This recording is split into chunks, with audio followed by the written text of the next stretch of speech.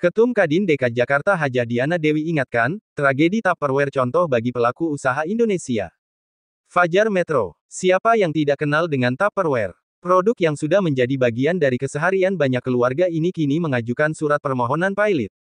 CEO Tupperware mengungkapkan bahwa tantangan ekonomi global, kenaikan biaya bahan baku, serta penurunan penjualan karena tidak mampu mendekati konsumen muda menjadi beberapa faktor utama yang menyebabkan kondisi ini.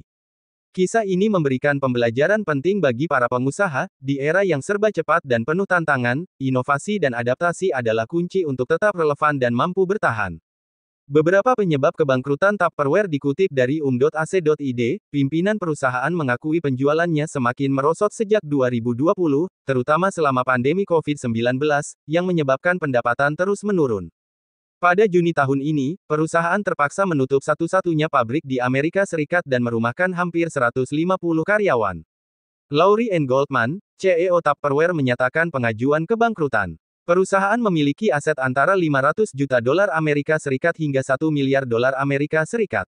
Sementara kewajibannya berkisar antara 1 miliar dolar Amerika Serikat hingga 10 miliar dolar Amerika Serikat, setara dengan 153 triliun rupiah.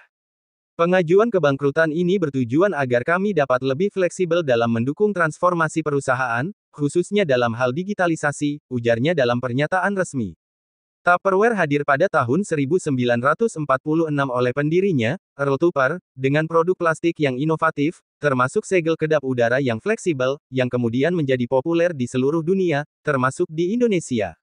Dokumenter kan menjelaskan asal Tupperware yang ada pada tahun 1940-an ketika Earl Silas Tupper menciptakan wadah kedap udara dari pelet plastik. Keberhasilan pemasaran sangat berpengaruh bagi Brownie Wise yang meluncurkan konsep Pesta Tupperware, yang memberdayakan banyak wanita untuk menjual produk tersebut. Setelah Tupper meninggal pada tahun 1983, hak paten atas wadahnya berakhir dan banyak perusahaan mulai meniru produknya.